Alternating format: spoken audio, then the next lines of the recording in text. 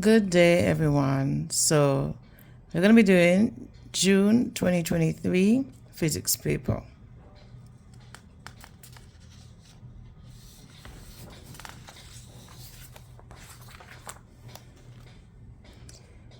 Figure 1 shows the setup for an experiment to determine the specific heat capacity of 300 grams of a liquid using an electrical heater. The heater has a power rating of 105 watts. Let me show the picture right here. And yes, let me see it twice. So I'm going to have this picture here for reference whenever we need it. They gave us the data, that's the temperature and time data for the liquid in the polystyrene foam cup as shown in table 1. It says define the term specific heat capacity, and then assuming that all of the electrical energy produced by the heater is transferred to the liquid and that P is the electrical power of the heater, T is the time duration of the experiment, M is the mass of the liquid, C is the specific heat capacity, and delta theta, which is the change in temperature. Given all of that, deduce the formula which represents the heat energy transferred from the heater to the liquid. So we have to give our little definition first. We have here specific heat capacity refers to the amount of heat it takes to heat up 1 kilogram of a substance by 1 degree Celsius. It has SI units of joules per kilogram per degree Celsius. And the equation will be power times time equal to mass, specific heat capacity, and change in temperature. That's the product here. Then it says using the grid provided on page 7, which is the data table, we have to generate a graph of temperature versus time. So temperature will go on the y-axis and time will go on the x-axis. This is for 8 max. Then it says we have to calculate the gradient, big G, of the graph. So we have all of this. We have to grade everything. So I plotted everything using the information that they gave us. So if you look carefully, you would see that it will be easy to plot your x-axis, real easy, because it's every 60, so it's already done for you, and the range is from 0 to 360, but you could use 10 spaces to represent 60 units. So you have 60, and every one you just add 60, just like here. So it's easy to do because the increment is the same. You know, you don't do the numbers like this all the time, but because the increment between each number is 60, you could just plot it like that. Because 0 plus 60 is 60, 60 plus 60 is 120, 120 plus 60 is 180. Now, if it was 0 to 50, and then we had a 60 in between here, then a 10, then a 5, you couldn't do it like that. So because it's equal increments, you could do it like that here on the x-axis. Now, the difference for the y-axis is that we have a range of 0 to about 60, right? But because the increments in between are not equal, 25.3 to 30 is not the same as 30.5 to 34.9. It's not the same.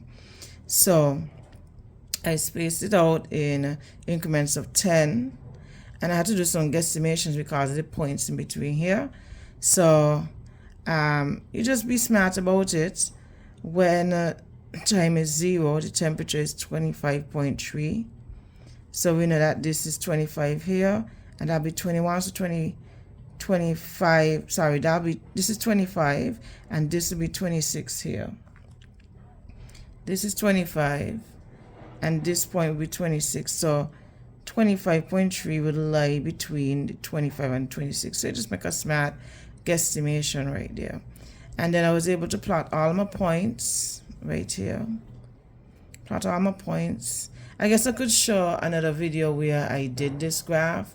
So for those of you who don't know how to graph, I'll do another video with the graphing of this. And Once I plot my points, remember in physics it's always best fit line or best fit curve. So I found my best fit line, and from there I found 2 points on the line that pass through the crosshairs. And this is this line, this is this point 2 and point 1. And always write your coordinates for each point you plot on the line, so you can use it for your gradient. It's easy when you write your numbers down, so you could just use it to find your gradient after. So having those numbers, I plotted my gradient, which came out to be 0.082 degrees Celsius per second. So that's what was happening every time the substance is being heated.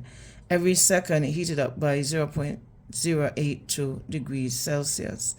Now, remember the gradient is the change in y over the change in x. So it will subtract one from the other. So if you start with y1, you must start with x1 underneath to find the difference of the values that you would have gotten from your graph. Like in this case, my y1 is 60 and my y2 is 28, and then my x1 is 414 and my x2 is 24.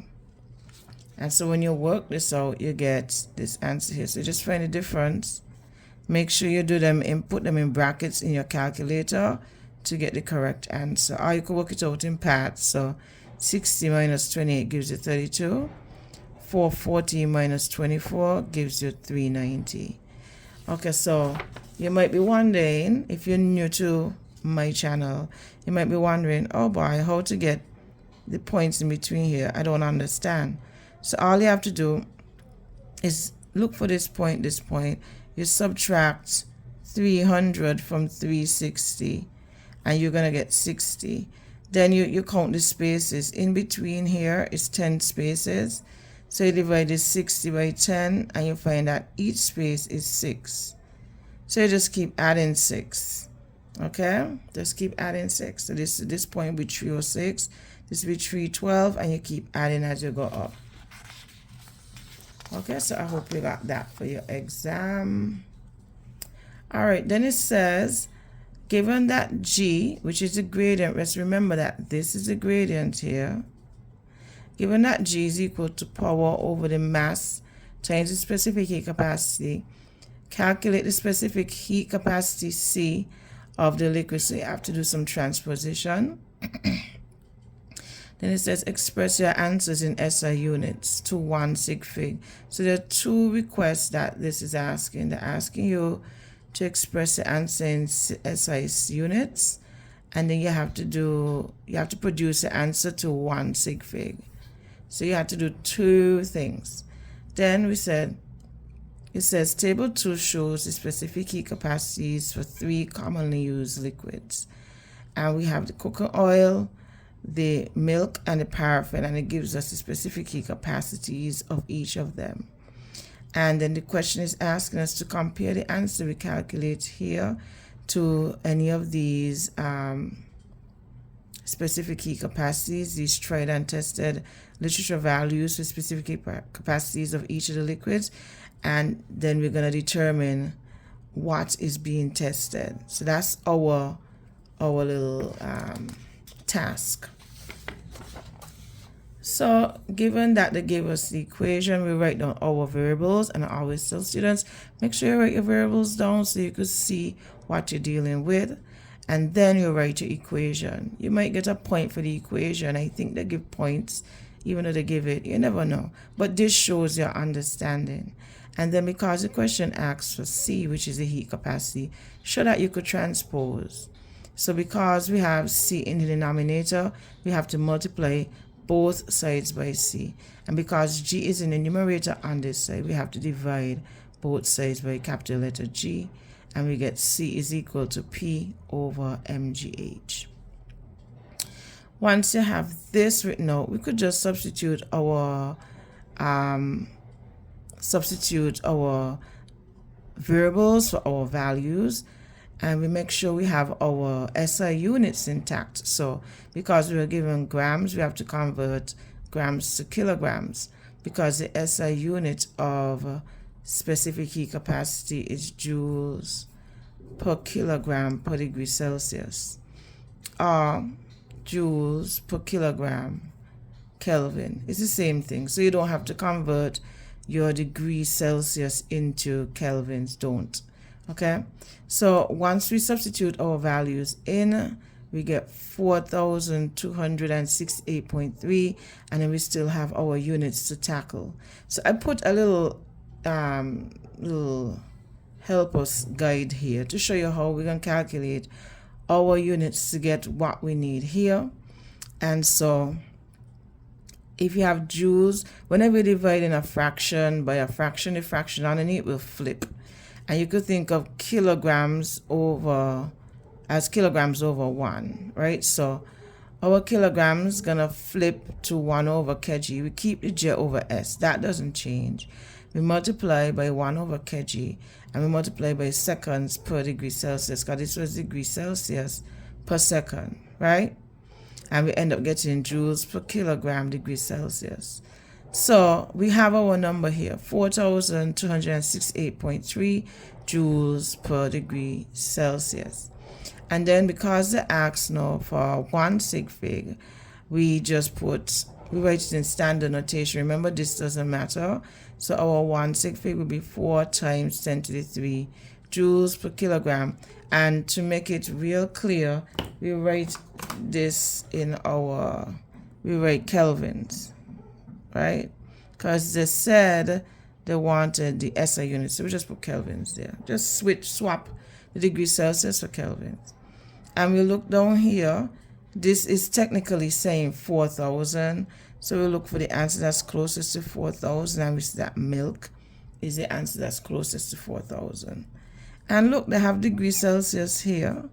So you should have seen that the units for specific heat capacity is joules per kilogram per degree Celsius, right? So you would have seen that. Okay, great stuff. So hope you got these answers. Then it says, state one precaution that the class should take in performing the experiment. I wrote a bunch just in case you have all of these, and you might just have different ones. So here are they. I have all hot objects, including the immersion heater and hot mixtures, should be handled with care. The thermometer should be handled with care.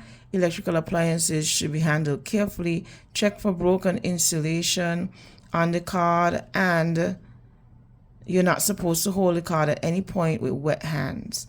Goggles should be worn during the experiment. This is the easiest one to write, so you could protect your eyes. And hot hands, this will go into with the first one. So hot hands or mittens should be utilized during the experiment to avoid burns to the skin. So you could have used any one of those, and maybe you have others. This was the one that a lot of students spoke about. So we have here figure 3 shows a wind turbine used in some Caribbean countries as an alternative energy source. And what we mean by alternative energy source, we mean an energy source other than non-renewable energy. So for instance, renewable energy as a source of renewable energy. A lot of students have no idea what this means. So renewable energy. Describe how a wind turbine produces electrical energy. That's the first question for this. 1. The wind makes the blades spin, and this creates kinetic energy. This causes the coil in the generator to turn, cutting through the magnetic field lines, and this in turn converts the kinetic energy into electrical energy. 3 points. That was it. Now B, state 2 advantages and 2 disadvantages of using wind turbines in some Caribbean countries. And you have here advantages, disadvantages, 4 points. So you just need 2 points here and 2 points here, like what they asked you. You don't even have to explain yourself. So 1, there is no pollution of any type produced from wind energy. And 2, wind is available in abundance and helps to reduce our reliance on fossil fuels. Disadvantages, definitely takes up a lot of land space. It causes noise pollution. It can attack local wildlife, like the birds that get caught up, that get killed. and then it interferes with the aesthetic. Another word for aesthetic is beauty of the landscapes. Here is another question that had kids in a knot. Students were so upset with this question, but the question was not as hard as you think it was. When you see how to calculate it, you're going to be upset. So if the mass of the air that passes through the circular area swept out by the turbine blades every second is 8.5 kilograms, and its kinetic energy during this time is 2500 joules, calculate the speed of air. And then 2, the input power of the air. So I have it written in pencil. I forgot to write it in pen, but you could see it, right? So I'll write it as I say. So it asks for the speed of air, and we're given, we just want to know the kinetic energy basically. So we have EK is equal to mass times velocity squared divided by 2, where EK would be equal to 2500 joules, and the mass of the air is 8.5 kilograms, which is good. They give us in SI units, so we just need to know the velocity. Now, if you transpose velocity, will be equal to the square of the energy divided by the mass. Hence, when you substitute everything, V will be equal to the square of 2500 joules divided by 8.5 kilograms. We know that 1 joule is equivalent to 1 kilogram meter squared per second squared. When we go further with our calculations and we stick in the units that we need so we could get meters per second, we see that velocity is equal to 17.15 meters per second, which is equivalent to 17 meters per second.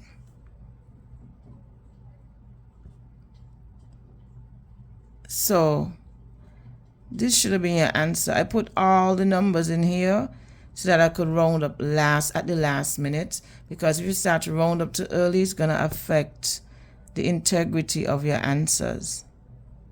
Okay?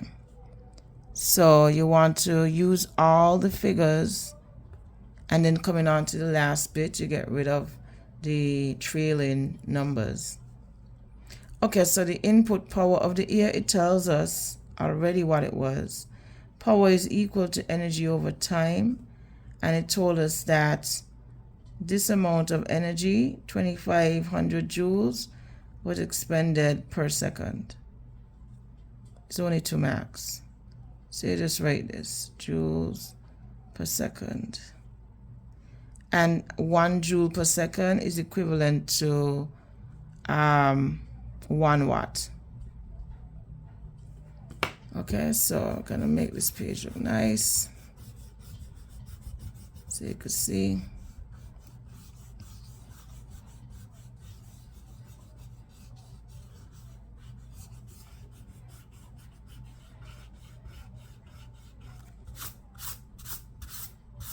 Okay, clean page.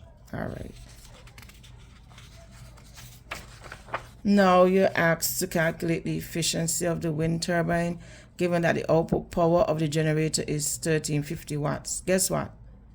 With efficiency, you never get more than 100%. It's always less than 100%.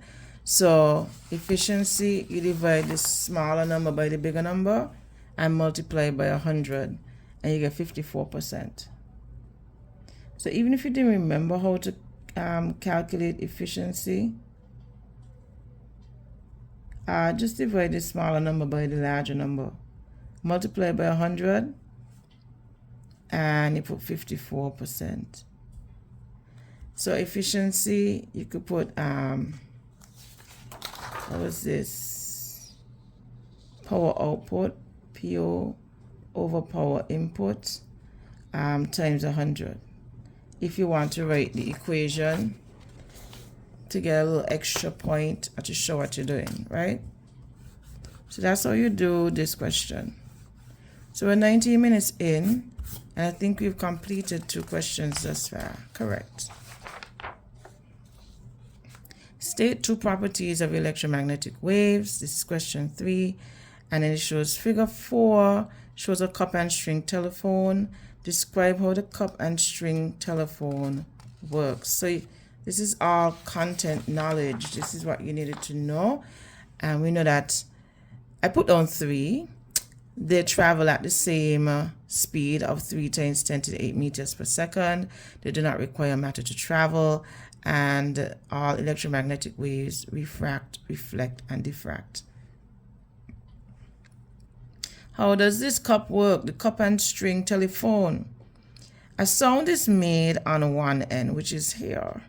Since sound is a longitudinal wave, it requires matter to travel, hence it causes the air particles and the matter the string is made up of to vibrate.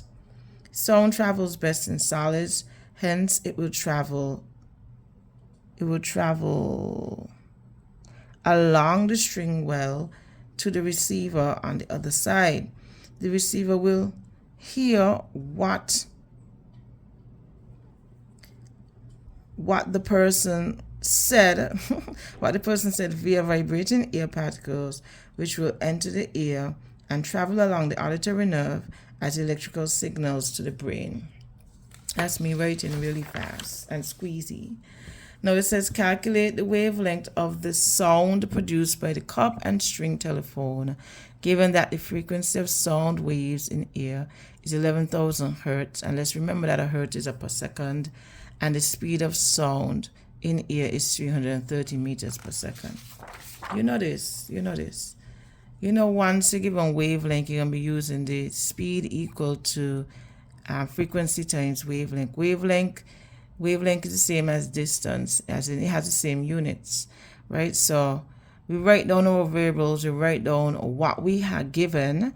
So we have V is equal to 330 meters per second, that's the speed of sound, and the frequency is 11,000 per second. And I use this so that you can see where you're going with your calculations. So then if we transpose for lambda, we get speed of sound divided by frequency, where the lambda is equal to 330 meters per second divided by 11,000 per second. And remember, if you have meter per second, you multiply it by the unit down here, which is going to flip to seconds over 1. That cancels, so we get the meter, 0.03 meters.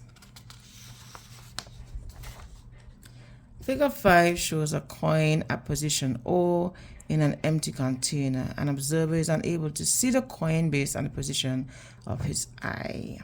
Describe how the observer can see the coin when the container is filled with water. And 3, the refractive index of water is defined as the ratio of the speed of light in air to the speed of light in water. Calculate the speed of light in water, given that the speed of light in air is 3 times 10 to the 8 meters per second, and the refractive index of water is 1.3. This might have been problematic if you can do equations really well, but I'll show you how to do it. Okay, so the observer will be able to see the coin via a process known as refraction when the container is filled with water. So light will enter the water and it will meet or reflect off of the coin, and due to refraction, the bending of light, it will make the coin appear closer to the surface as the light enters the eye of the onlooker.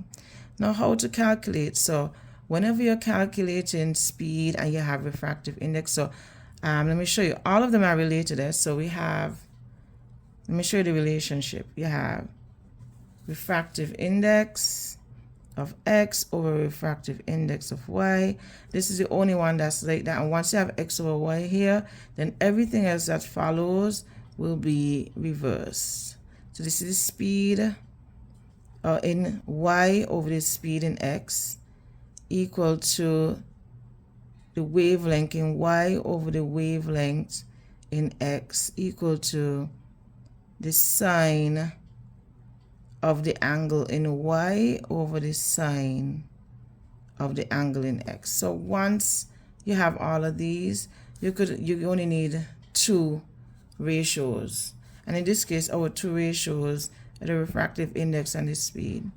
So once you're dealing with refractive index, I look for the one in air and I put it over the one in water, and then this is flip. The speed of the light in water will be divided by the speed of the light in air. Speed of light in air is always 1. And then we just write everything that they give us. So we have this, not the speed of light, sorry, the refractive index of light in air is always 1.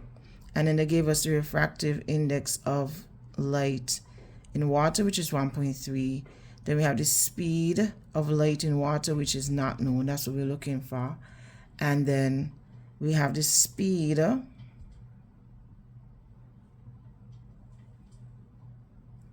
of the light in air, which is 3 times 10 to the 8 meters per second.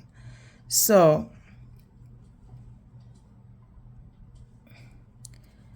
once you transpose like this right now, once you start to transpose, we're looking for speed of light in water. We have the refractive index of air times the speed of light in air over the refractive index of light in water. You get kind of confusing, but once you know how to transpose, and once you know, if you have refractive index of air over water, then equal to the ratio of this in the opposite. It's opposite. So you just stick in your numbers and you get 2 times 3 times 10 to the 8 meters per second. So we know that speed of light always slows down when it goes from less dense to more dense material. So once we have a lesser number here, it was 3 before, now it's 2.3. We see that it has slowed down definitely. So we are correct. Now it says calculate the critical angle of water. This might pose a little problem if you don't know when the critical angle occurs. The critical angle always occurs when, and the critical angle would be, in this case, the incident angle. So when we're refracting, the other angle that is leaving would be at 90 degrees, right? So you would see in books that, like in water, let's just imagine this water, and we have a normal. Whenever the critical angle is approached, and remember the angle is always between the ray and the normal. Whenever it's approached, the ray that is the refracted ray would now be at 90 degrees to the normal. Okay, so it's between the boundary of whatever you're dealing with, and in this case it would be air and water, so it's in between both boundaries. So your refracted angle would be 90 degrees. So it says calculate the critical angle of water. So if we have here the refracted refracted index, so we have the refractive index here of water, of light in water, and the refractive index of light in air will be equal to the sine of the angle of the light in air and the sine of the angle of the light in water, right? And we just stick it in. We have 1.3. Again, fed up us saying these words. This is the refractive index of light in water is 1.3. The refractive index of light in air is 1. So we know that. And the sine of the light in air would be 90, because that's when the critical angle is approached, and we need to know the critical angle in water, the critical angle of light in water. So we know if you have the critical angle of light in water in here, then the light that's being refracted is at 90 degrees to the normal. So we're running between both boundaries here. So because we're looking for the sine of the angle of light in water, we transpose and then we substitute in all these places here, and we end up getting 50.3 degrees Celsius. So you have to do inverse sine here to find your answer. Okay, so once you transpose, you get your sine theta W equal to all of this, and to get theta W now, you have to do the inverse of sine of everything in your calculator. okay, to get 50.3. So it says now for question 4, this is another one that had children upset, right? And it's funny, when I taught this, I kept telling the children, make sure you watch the thermocouple, because I don't know, I just felt like something was coming. I don't know. Anyway, it says draw a label diagram of the structure of a thermocouple. So in my notes, thermocouple is there. So I hope that my students remember seeing it. So here it is. In my drawing though, in my notes, I would have had something that was square, and that's fine if you drew the square. And then it would have the two junctions here, and you have the hot junction, the cold junction, and then a digital voltmeter. And then you have two different sets of wires. So you have the copper wires here and the iron wire here. Like how you see my drawing, nice and big. So the thermocouple thermometer is used to measure the temperature of the blue part of the flame of a small candle. The blue part is the hottest part. So it says state 3 reasons why a thermocouple thermometer is suitable for this application. My reasons, and these reasons came straight out of the book as well. It can withstand very low and very high temperatures. That's one. And since it is electrical, it can be connected to digital displays and computer systems, which is a plus. And it responds quickly to temperature changes because metals have high conductivities and low specific heat capacities. Therefore, it is useful for measuring rapidly changing temperatures. So any of those will give you a max. And then figure 6 shows a fixed mass of gas, which is trapped in a cylinder by a piston.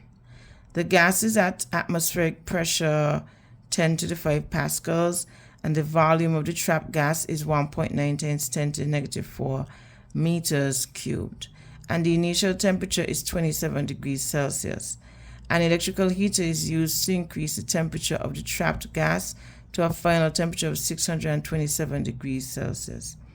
1. Use the kinetic theory to explain how the gas exerts pressure on the piston. Okay, so what I did is I just remembered the kinetic theory. The kinetic theory is very simple, and I just put them together.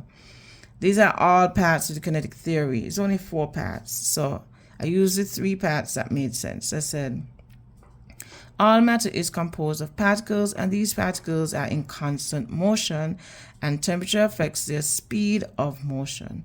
When the gas is heated, the heat energy supplied could result in an increase in the kinetic energy of the particles of the substance, thereby causing the temperature to rise.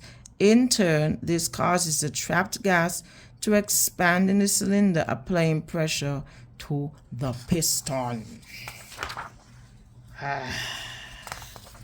I'm tired. Are you? Oh my God.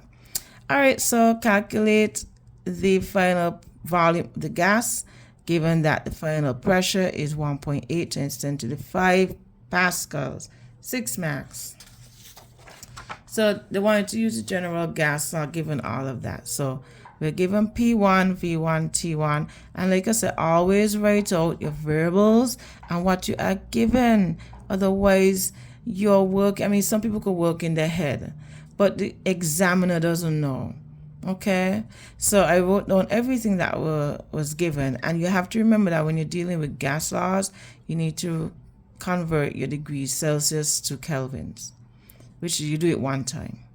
So once I have everything written down, I see what I'm looking for, which is V2.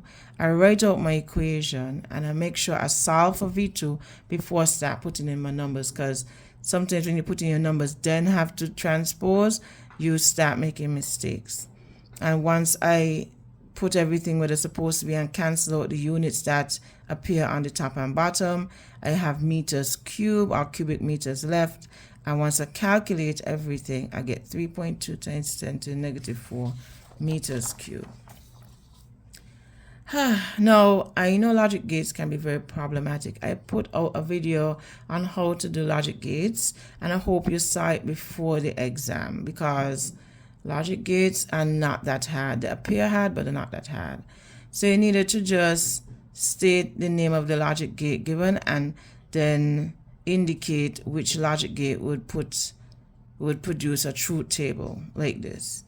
So once you have a 0 on an AND gate, that'll be a NAND gate because this is a NOT gate attached to an AND gate. So this is not an AND gate, so a NAND gate, and you have to write this in capital letters, and the only truth table that produces this would be a NOT gate. Once you have a low, you get a high for the output. Once you have a high, you get a low for the output. Then, of course, they gave you this horrendous, horrible circuit combination, and you're like, and then they didn't even give any help. That's not nice. Okay, so all you have to remember is that you always start with zeros, and you keep adding 1. So you're going to 0, 0, 0, 1, 1, 0, 1, 1. Okay, I have a video out there for this as well. Okay, so once you do that, you look for C, and you just write the names of this is what I always tell students, write the names of the gates so that it leads you on the right track, so you don't forget. So this is an OR gate. So coming out of the OR gate, we have A and B going through the OR gate. So we look for A and B. And since it's an OR gate, we know that whenever you have a 1 will be produced regardless. So you have a 0, 1, a 1 produced, 1, 0, 1, 1, 1, a 1. And 0, 0 will produce a 0. So for OR gates, I always call OR gates addition gates. So I would say 0 plus 0 give you 0, 0 plus 1 give you 1, 1 plus 0 give you 1, and a 1 plus 1 should give you 2, but we're going to just say 1 because it's binary, okay? Now, coming out of the D would be the NOT gate. So you look for you look for B, and B corresponds to what's coming out at D. And since it's a NOT gate, the NOT gate is a converter, so we'll convert 0 to 1, a 1 to 0 to 1, and a 1 to 0, okay? And then we go to the E, we deal with a NAND gate right here. So we look for what corresponds to E, and we see that C and D correspond to E. So if you're a NAND gate, you're not an AND gate. So with AND gates, I call them multipliers. So if it was an AND gate, you get 0 times 1 will be 0. But since it's a NOT attached to the AND, it will convert it to a 1. A 1 times a 0 gives a 0, so this should be 1. A 1 times a 1 should give you a 1, so you can convert it to a 0. A 1 times a 0 give you 0, so that NOT gate will convert it to a 1. And then E and C, or C and E, correspond with this gate here. So this is an OR gate again. So remember, whenever you have a 1 in any two of the inputs, you always get back a 1. So your answer should be all 1s going down, like what you're going to get on the physics exam. A 1. Okay, so we are given an electromagnet, and it says state a material which is suitable for the core of the magnet, and then list 2 factors which would cause an increase in the strength of the electromagnet, and then it says state how component X can be used to increase the strength of an electromagnet.